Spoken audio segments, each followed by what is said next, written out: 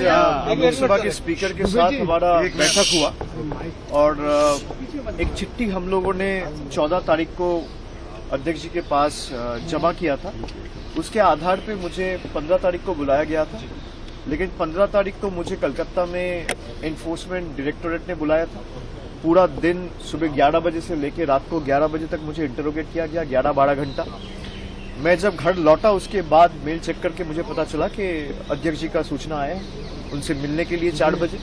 उस दिन तो मिल नहीं पाया, लेकिन मैं स्पीकर ऑफिस को कम्युनिकेट किया कि हम लोग जल्द से जल्द उनसे मिलना चाह रहे हैं। उसी के आधार पर 2 दिन पहले हमारे पास एक कम्युनिकेशन पहुंची और आज 5 बजे का समय दिया गया था। उसी टाइम पे मेरे साथ मैं यहाँ पे सौगतदा है, कल्याण बनर्जी है, महुआ मोइत्रो है, डेरेक ओब्रायन है। हम 4-5 लोग, डेरेक ओब्रायन राज्यसभा मेंबर है, वो पार्लियामेंट में थे, लेकिन हम 4 लोकसभा के मेंबर्स स्पीकर साहब से मिलने गए। और आज हमारे बैठक के पहले महुआ मोइत्रो आके पार्टी की तरफ से, मैं ये आपको दिखाना चाहता हूँ, आप लोगों ने पिछले 5-7 दिन का जो डेवलपमेंट है वो सब लोगों ने देखा है। तृणमूल कांग्रेस के 20 एमपीज आज से 3-4 दिन पहले स्पीकर साहब से मुलाकात किया है और उन्होंने अपने आपका एक सेपरेट ग्रुप फॉर्म करने का क्लेम किया है। 20 एमपीज का जो मैं मीडिया में देखा हूं या न्यूज पब्लिकेशंस में पढ़ा हूं, उसके हिसाब से 20 लोग जाके मिलके उनके पास ये दावा रखा है कि हमको अलग ग्रुप के हिसाब से ट्रीट किया जाएगा।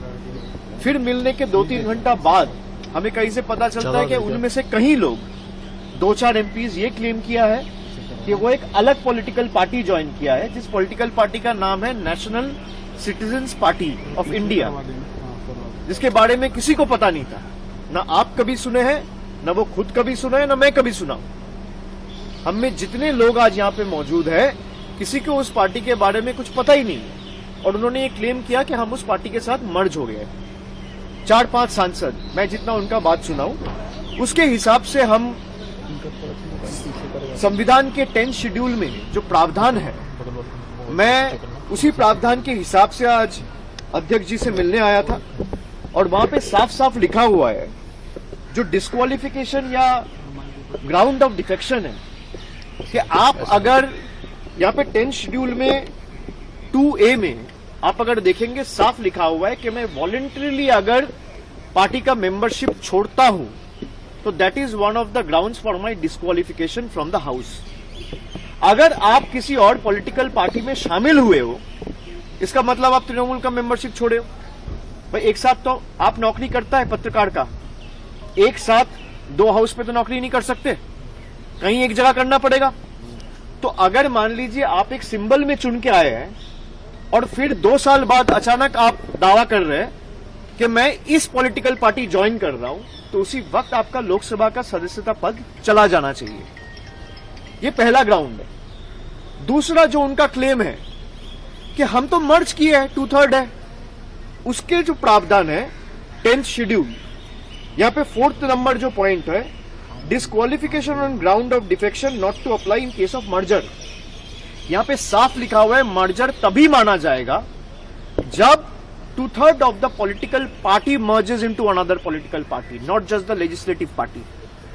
इसका मतलब अगर दल, पार्टी, ममता बनर्जी पार्टी के जितने भी कमिटी मेंबर्स है उसका 2/3, including the national working committee, the state committee, the frontal committee, पूरा तृणमूल कांग्रेस का जितना भी पदाधिकारी है, उनका 2/3 अगर मर्ज करता है एक पॉलिटिकल पार्टी में, तो उसको मर्जर कहलाया जाता है। अगर 2/3 एमपीज चला जाता है तो that will again lead for their disqualification. Based on that, I as a leader of Lok Sabha of Trinamool Congress, I have submitted 20 different disqualification petitions. मैं एक आपको दिखाता हूं। ऐसे 20 डिस्क्वालिफिकेशन पिटिशंस, मुझे नहीं लगता इंडिविजुअल डिस्क्वालिफिकेशन पिटिशंस पिछले कई साल में सदन में किसी ने फाइल किया है। कुछ कलेक्टिवली फाइल हुआ है। 20 सांसद के खिलाफ डिस्क्वालिफिकेशन पिटिशंस आज अध्यक्ष जी के पास हम लोग जमा दिया है कि अगर आप सदस्यता पद छोड़ के कहीं और जाते हो, जो आप में से कई लोग मीडिया में बोला है, और ये मर्जर इनवैलिड है, both are enough to disqualify you from your membership in the house. और हमारे पक्ष से हम चारों ये मांग रखे हैं कि ही इज द एडजुडिकेटर, इसका एडजुडिकेशन सारे प्रावधान के हिसाब से जल्द सुप्रीम कोर्ट का भी एक आदेश है जहां पे 3 महीने के अंदर कोई भी मामला या फैसला लेने के लिए स्पीकर को बोला गया है कि 3 महीने के अंदर या 4 महीने के अंदर वो करना पड़ेगा। तो हम लोग ने सारा केस लॉज के जितने भी हमारे पास सुप्रीम कोर्ट के जजमेंट्स थे वो कल्याणदा भी लेके आए थे, और मैं भी अलग से 6-7 जजमेंट उनके सामने उनका टेबल में आज प्लेस किया हूं।